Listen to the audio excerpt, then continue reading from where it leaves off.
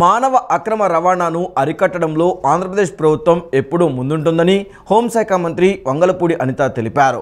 మానవ అక్రమ రవాణా కేవలం మానవ హక్కుల ఉల్లంఘన కాదని, ఇది జీవితాలను మరియు సమాజాలను నాశనం చేసే నేరమని అన్నారు. కాదంబరి జత్వానీ కేసులో వేగంగా దర్యాప్తు జరుగుతుందని, కేసులో ఇప్పటికే 3 ఐపీఎస్లను సస్పెండ్ చేశామని తెలిపారు. మానవ అక్రమ రవాణాను అరికట్టడమే లక్ష్యంగా కఠిన చట్టాలను తీసుకొస్తామని హోంమంత్రి వంగలపూడి అనిత తెలియజేశారు. విజయవాడ నోవాటెల్ హోటల్ వేదికగా మానవ అక్రమ రవాణా, సైబర్ నేరాలు అరికట్టేందుకు మేధావులతో జరిగిన జాతీయ సదస్సు అనంతరం మీడియాతో హోంమంత్రి వంగలపూడి అనిత మాట్లాడుతూ, ప్రతి జిల్లాకో సైబర్ క్రైమ్ పోలీస్ స్టేషన్ ఏర్పాటు చేస్తామన్నారు. 2 రోజుల సదస్సులో న్యాయవాదులు, సామాజికవేత్తల విలువైన సలహాలను పరిగణలోకి తీసుకుంటామన్నారు. చిన్నారులు, మహిళల రక్షణే మా మొదటి ప్రాధాన్యత అన్నారు. టెక్నాలజీ శిక్షణ కలిగిన వారిని నియమించి హ్యూమన్ ట్రాఫికింగ్ పై ఉక్కుపాదం మోపుతామన్నారు. ఆకర్షించే సందేశాలతో వలేసి అమాయకుల డబ్బు కాజేస్తున్నారని అన్నారు. కాదంబరి జత్వానీ కేసులో వేగంగా దర్యాప్తు జరుగుతోందని, ముంబై నటి కేసులో ఇప్పటికే 3 ఐపీఎస్లను సస్పెండ్ చేశామని తెలియజేశారు. కేసులో తప్పు చేసిన ఎవరిని వదిలే ప్రసక్తే లేదని, కేసులో కొంతమంది పోలీసులను విచారిస్తున్నామన్నారు. విచారణ తర్వాత కొంతమంది పోలీసులపై చర్యలు ఉంటాయని తెలియజేశారు. కేసును సీఎం చంద్రబాబు చాలా సీరియస్గా తీసుకున్నారని, కుక్కల విద్యాసాగర్ను అరెస్ట్ చేశామని వెల్లడించారు. మహిళల ఫోటోలను మార్ఫింగ్ చేసి డబ్బులు వసూలు చేసే మాఫియాల పని పడతామన్నారు. ప్రజలు, మహిళల అవగాహన కోసం ప్రభుత్వం సదస్సులు నిర్వహిస్తోందని, సైబర్ హ్యూమన్ ట్రాఫికింగ్ పై చర్చ జరగాలన్నారు. సైబర్ హ్యూమన్ ట్రాఫికింగ్ ను అరికట్టేందుకు ఎన్జీఓలు, సామాజిక సంస్థలు ఏకమవ్వాలని పిలుపునిచ్చారు. ప్రజలు, మహిళల అప్రమత్తతే సైబర్ నేరాలు అరికట్టడంలో కీలకమన్నారు. ఫోరెన్సిక్ ల్యాబ్ ను సకల వసతులతో ఫోరెన్సిక్ యూనివర్సిటీలా తీర్చిదిద్దుతామని పేర్కొన్నారు. అంటే ఈరోజు చైల్డ్ అబ్యూజింగ్స్ అనేవి ఎంత దారుణంగా ఉన్నాయంటే, చిన్న పిల్లల మీద కూడా అత్యాచారాలు జరిగే పరిస్థితి. ఇంతకుముందు ఒక ఏజ్ వచ్చిన తర్వాత ఆడపిల్లని కాపాడుకోవడం అన్నది అప్పుడు ఒక పరిస్థితిలో ఉంటే, ఈరోజు పుట్టిన ఆడబిడ్డలని కూడా కాపాడుకునే పరిస్థితికి వస్తుంది. ఎంత దారుణమైన సిచ్యువేషన్స్ ఈ రోజుల్లోని టెక్నాలజీ పెరుగుతున్నా కూడా మనం ఫేస్ చేస్తున్నామంటే, తండ్రికి కూతురికి మధ్య సంబంధం కూడా కొన్ని ఇన్సిడెంట్స్ వల్ల తండ్రి కూడా తన కూతురుని హక్కును చేర్చుకోవాలి, దగ్గరికి తీసుకోవాలంటే భయపడే పరిస్థితులు వచ్చేసినాయి. సో ఇటువంటి సిచ్యువేషన్ నుంచి ఆడపిల్లల్ని రక్షించుకోవాలి, ఆడపిల్లల్ని బాధ్యతగా చూసుకోవాలి, ఆడపిల్లల్ని రక్షణ కల్పించాలి అని ఒకే ఉద్దేశంతో గౌరవ చంద్రబాబు నాయుడు గారు తీసుకున్న ఏ ఇనిషియేషన్కైనా మేమందరం కూడా రెడీగా ఉన్నాం. ఆయన తీసుకున్న నిర్ణయాలకి at the same time sir కూడా ప్రతి సందర్భంలోని కూడా మనందరికీ చెప్తూనే ఉంటారు, ఎట్టి పరిస్థితుల్లోని ఈ అబ్యూసింగ్స్ అనేది కానీ, ఉమెన్ ట్రాఫికింగ్ విషయంలోని కానీ ఎక్కడ టాలరేట్ చేసే పరిస్థితి లేదు. దానికి సపరేట్గా ఈ సైబర్ క్రైమ్ నుంచి వచ్చే సిచ్యువేషన్స్ కూడా అరికట్టడానికి మొన్ననే మేమందరం కూడా నిర్ణయం తీసుకున్నాం. ఇప్పటి వరకు ఒక 2 చోట్ల మాత్రమే సైబర్ పోలీస్ స్టేషన్స్ ఉన్నాయి. బట్ ఇప్పుడు ప్రతి జిల్లా హెడ్ క్వార్టర్స్లోని కూడా సైబర్ పోలీస్ స్టేషన్స్ ఏర్పాటు చేయటం, వాటిలోని కూడా టెక్నాలజీని యూజ్ చేసుకొని దానికి తగ్గ ట్రైనింగ్ ఇచ్చి ఆ ట్రైన్డ్ పర్సన్స్ని, ఆ ట్రైన్డ్ పోలీసుని అక్కడ అపాయింట్ చేసి సైబర్ క్రైమ్స్ కూడా అరికట్టే పరిస్థితి ఈరోజు కనిపిస్తూ ఉంది.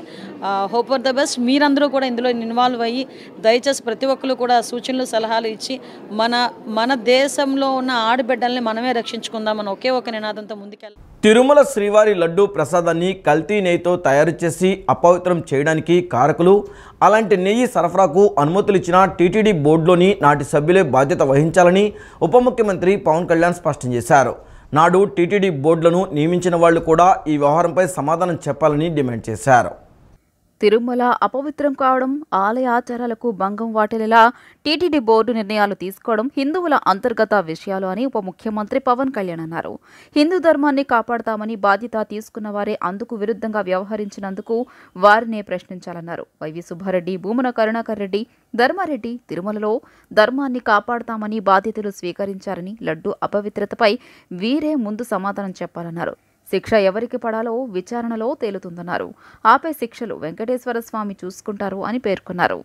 వైకాపా అధ్యక్షుడు జగన్ తిరుమల వెళ్లాలని నిర్ణయించుకున్న నేపథ్యంలో ఆయన మతాన్ని, పర్యటనను లక్ష్యంగా చేసుకుని ఎవరూ మాట్లాడొద్దని పవన్ సూచించారు. జగన్ నుంచి డిక్లరేషన్ తీసుకోవడం టీటీడీ అధికారుల బాధ్యత అన్నారు. దీనిపై ఎవరూ ప్రత్యేకంగా మాట్లాడాల్సిన అవసరం లేదన్నారు. ఈ విషయంలో ఆ వ్యక్తి తరపు వాళ్లు కోరుకునేది గొడవలేనన్నారు. వైకాపా ప్రతిపక్షంలో ఉన్నప్పుడు తుని అధికారంలోకి వచ్చాక కోనసీమ అల్లర్లు సృష్టించిందన్నారు. ఇప్పుడు మతాల మధ్య మంటలు రేపాలని చూస్తోందని తెలియజేశారు. వైకాపా వ్యవహార శైలిపై పోలీసులు, ప్రజలు అప్రమత్తంగా ఉండాలని పవన్ కళ్యాణ్ సూచించారు. రాష్ట్రంలో ఎన్హెచ్ ప్రాజెక్టుల భూసేకరణ, అటవీ క్లియరెన్స్లకు సంబంధించిన సమస్యలను పరిష్కరించాలన్న ముఖ్యమంత్రి ఆదేశాల మేరకు అన్ని ఎన్హెచ్ ప్రాజెక్టులను నిర్ణీత గడువులో పూర్తి చేయాలని అధికారులకు మంత్రి బీసీ జనార్దన్ రెడ్డి సూచించారు. పెండింగ్లో ఉన్న ఈ ఎన్హెచ్ ప్రాజెక్టులను సకాలంలో పూర్తి చేయడానికి భూసేకరణ ప్రక్రియను త్వరితగతిన పూర్తి చేయాలన్నారు.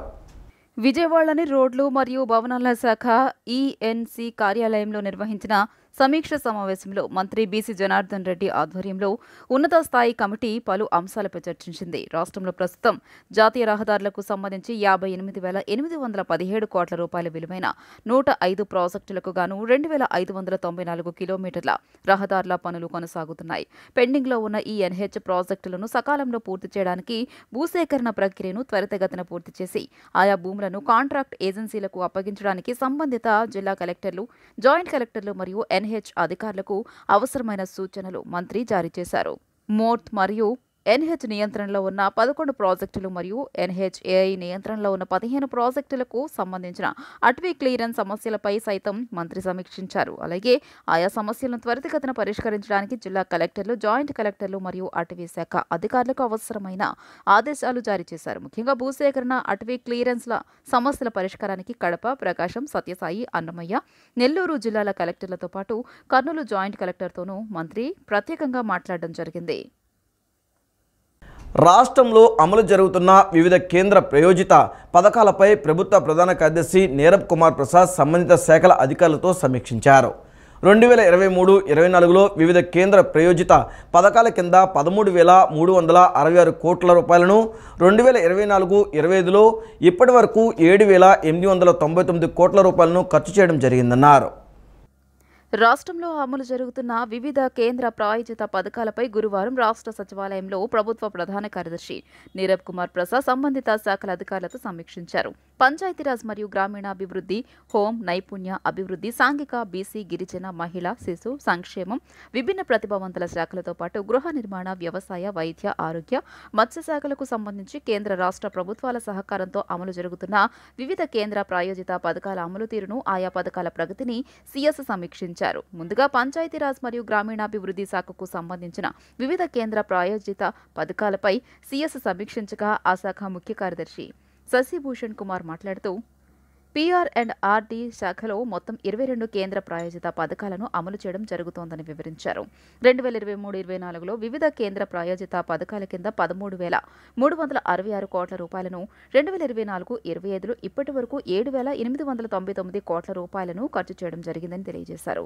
2024-25 సంవత్సరానికి గాను కేంద్ర ప్రభుత్వం వివిధ ప్రాయోజిత పథకాల అమలుకు కేంద్ర ప్రభుత్వ వాటాగా 8,340 కోట్ల రూపాయలను విడుదల చేసిందని చెప్పారు. పంచాయతీరాజ్ మరియు గ్రామీణాభివృద్ధి శాఖలో వివిధ కేంద్ర ప్రాయోజిత పథకాల విజయవంతంగా అమలు జరుగుతున్నట్టు శశిభూషణ్ కుమార్ సీఎస్కు వివరించారు. అనంతరం నైపుణ్య శిక్షణ విభాగానికి సంబంధించిన కార్యక్రమాలపై సీఎస్ నీరబ్ కుమార్ ప్రసాద్ సమీక్షిస్తూ 2023-24, 2024-25లో ఇప్పటి వరకు నిర్వహించిన నైపుణ్య శిక్షణ కార్యక్రమాలు, అందుకు కేంద్ర ప్రభుత్వం వాటా అలాగే రాష్ట్ర ప్రభుత్వం వాటాగా కేటాయించిన నిధులు, ఖర్చు చేసిన నిధులపై చర్చించారు. కేంద్ర ప్రభుత్వం అమలు చేస్తున్న వివిధ శిక్షణ కార్యక్రమాల్లో కవర్ చేయని కార్యక్రమాలు ఏమైనా ఉంటే వాటిని కూడా రాష్ట్రంలో అమలు చేసేందుకు తగిన చర్యలు తీసుకోవాలని అధికారులకు సూచించారు. ముఖ్యంగా నైపుణ్య శిక్షణ విభాగం ద్వారా యువతకు ఉపాధి అవకాశాలు కల్పించే అవుట్కమ్ బేస్డ్ మెరుగైన శిక్షణ కార్యక్రమాలు నిర్వహించాలని చెప్పారు. ఇప్పటి వరకు నిర్వహించిన శిక్షణ కార్యక్రమాలకు సంబంధించి సవివరమైన నివేదికను సమర్పించాలని సీఎస్ ఆదేశించారు.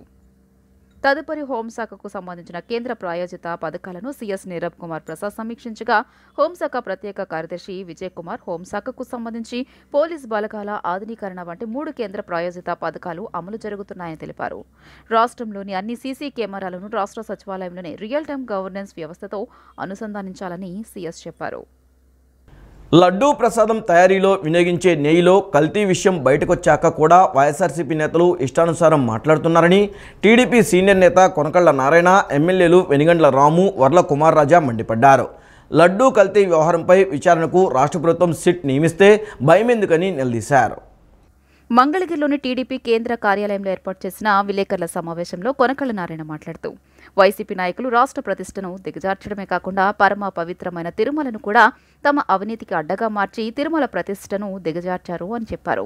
ఏటీఎం కార్డులాగా తిరుమల దేవస్థానాన్ని వాడుకుని దాని మీద కూడా డబ్బులు సంపాదించాలని నీచపు ఆలోచనలు చేశారన్నారు. ఎంతో పవిత్రమైన, ఎంతో రుచికరమైన స్వామివారి లడ్డూ ప్రసాదాన్ని కూడా కల్తీ చేసి లడ్డూ ప్రతిష్టను కూడా దిగజార్చారని అన్నారు. కూటమి ప్రభుత్వం అధికారంలోకి వచ్చాక లడ్డూ నాణ్యత మెరుగుపరిచి తిరిగి పూర్వపు రుచి వైభవం తెచ్చిన ఘనత ముఖ్యమంత్రి చంద్రబాబుదే అన్నారు. ప్రతి దానిలోనూ ముడుపులకు అలవాటు పడిన జగన్ రెడ్డి అండ్ కో శ్రీవారి లడ్డూకి ఉపయోగించే నెయ్యిలో కూడా కక్కుర్తిపడి తన అస్మదీయులకు కాంట్రాక్టు కట్టబెట్టేందుకు రివర్స్ టెండరింగ్ పేరుతో 48 కోట్ల రూపాయల తక్కువకు నాణ్యత లేని నెయ్యికి టెండర్లు ఖరారు చేశారన్నారు. ముఖ్యమంత్రిగా చంద్రబాబు అధికారంలోకి వచ్చాక తిరుమలకు తిరిగి పూర్వవైభవం తెచ్చేందుకు అహర్నిశలు కష్టపడుతున్నారని తెలియజేశారు. హిందూ మతం అంటే ఎంతో పవిత్రమైన మతం. హైందవుల యొక్క మనోభావాలని కాపాడాల్సిన బాధ్యత ముఖ్యమంత్రిగా ఉంటుంది. ఇవాళ కూటమి ప్రభుత్వం అధికారంలోకి వచ్చిన తర్వాత అరాచకాలు లేవు, అక్రమ మైనింగ్ లేదు, అక్రమ మద్యం దోపిడీ లేదు. ఇవాళ రోజున రాష్ట్రాన్ని అన్ని కోణాల్లోంచి దోసుకు తిని ఇవాళ ఆర్థికంగా మీరు అప్పుల పాలు చేశారు ఈ రాష్ట్రాన్ని. ఇవాళ ఈ అప్పులని తీర్చడానికి, వడ్డీ కడటానికి చంద్రబాబు నాయుడు గారు అహర్నిశలు కష్టపడాల్సి వస్తుంది. మీరు చేసిన తప్పులను సరిదిద్దడానికే మాకు చాలా సమయం పడతా ఉంది. అధికారులంతా కూడా అండదండలతో వారిని కూడా ప్రలోభ పెట్టి మీకు కావలసిన విధంగా పరిపాలించారు. చేసిన ప్రతి తప్పుకి మీరు మూల్యం చెల్లించుకోక తప్పదు. వారికి సహకరించిన అధికారులపైన కూడా చర్యలు తీసుకోవడం జరుగుతుంది. అది తిరుపతిలో అవని, రాష్ట్ర వ్యాప్తంగా అవని, ఎక్కడైనా సరే అవకతవకలు జరిగిన చోట ప్రతి చోట కూడా దీనిపైన విచారణ జరుగుతుంది, ఎంక్వైరీ జరుగుతుంది. దానికి సంబంధించిన బాధ్యులపైన రాజకీయ నాయకులైనా అధికారులైనా కూడా మీ అందరి మీద కూడా చర్యలు తీసుకుని మళ్ళీ ఇటువంటి తప్పులు పునరావృతం కాకుండా ఈ రాష్ట్రానికి మీరు ఎంత ద్రోహం చేశారో ప్రజలకు తెలియచెప్పాల్సిన అవసరం ఉంది. విశ్వాసనీయత అంటే పైగా దేవుడు అంట 40 సార్లు ఎక్కడికో తిరుపతి వెళ్ళాను, ఏదో నడుచుకుంటూ వెళ్ళాను, గుండు కొట్టించాను 22 సార్లు, రకరకాలుగా సోది మాటలన్నీ చెప్తా అంటాడు. తిరుపతి వెళ్ళినంత మాత్రాన నీకు కాశీదారాలు కట్టుకున్నంత మాత్రాన నీకు విశ్వాసనీయత వచ్చేది. నువ్వేం మాట్లాడావో ఒకసారి గుర్తుపెట్టుకో. ఇంతకుముందు ఆంజనేయ స్వామి విగ్రహం చెయ్యి విరగ కొడితే బొమ్మే కదా అన్నావు. బొమ్మే కదా, ఆంజనేయ స్వామి విగ్రహం కొడితే ఆంజనేయులకి ఏమైనా పోద్దా?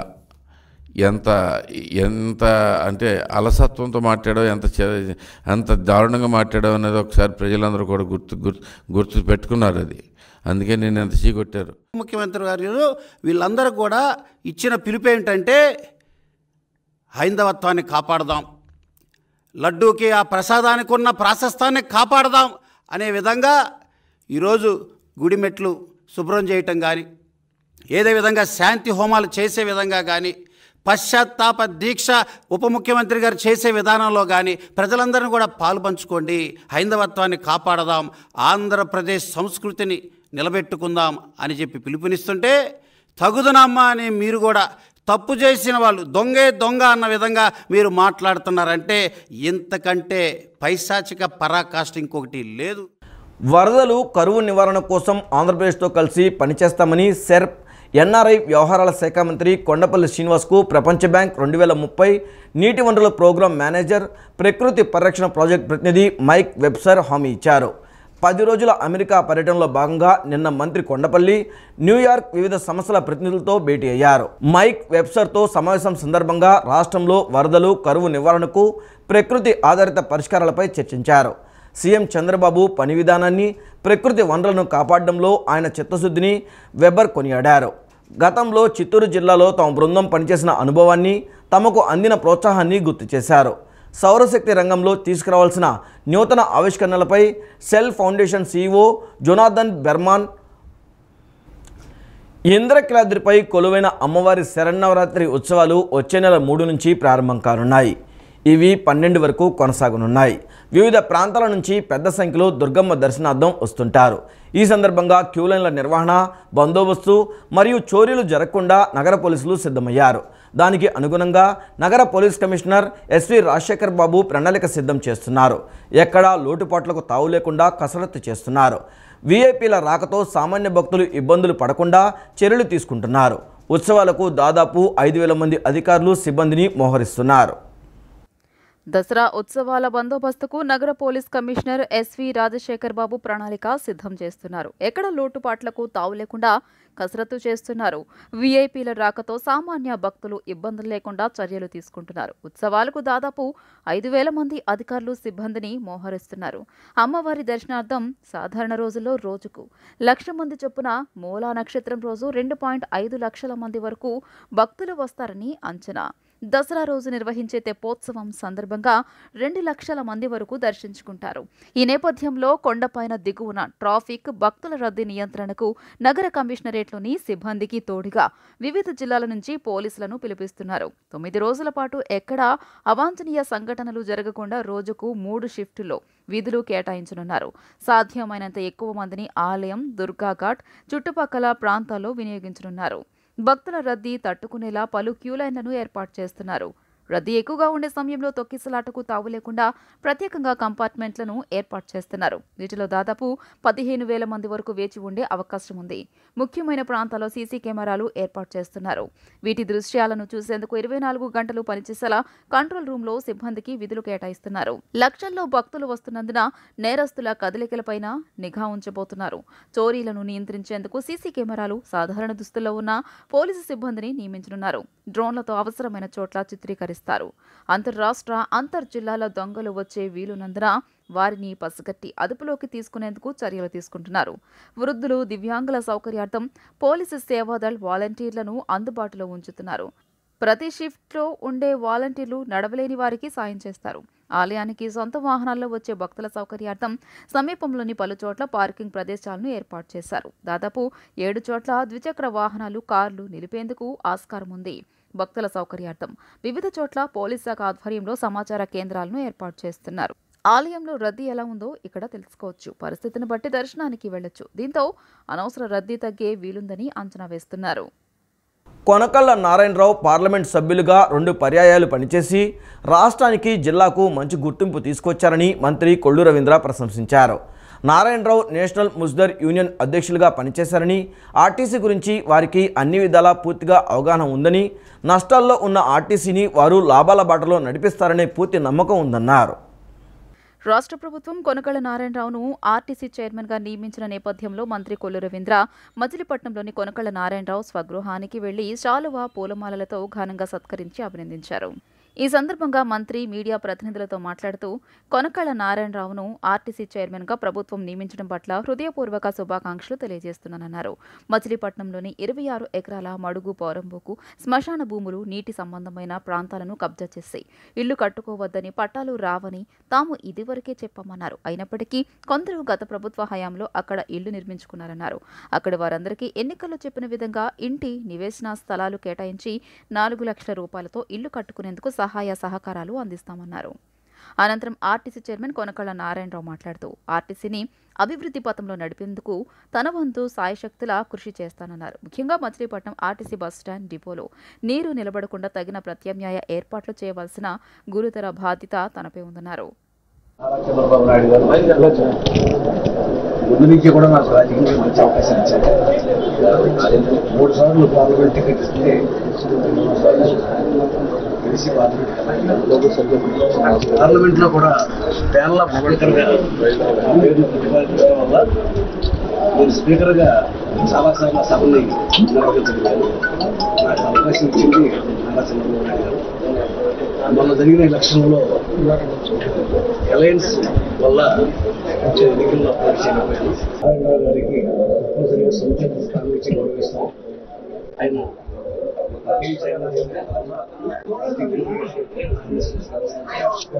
ఇప్పుడు కూడా పార్టీ కుటుంబ ప్రభుత్వం అధికారంలో వస్తున్న మొట్టమొదటి లిస్టులోనే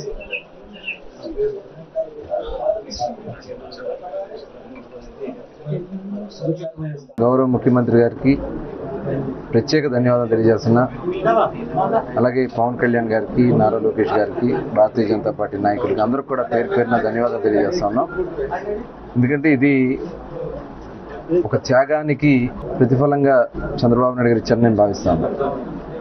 ఎందుకంటే పార్లమెంటు సభ్యులుగా 2 సార్లు పనిచేసి జిల్లాలో, రాష్ట్రంలో కూడా ఒక ప్రత్యేక గుర్తింపు తీసుకొచ్చి, మరి మొన్న ఎన్నికల సందర్భంలో చంద్రబాబు నాయుడు గారు పిలుపుకి మరి దాని మీద ఆయన కనీసం ఒక్క మాట కూడా మాట్లాడలేదు.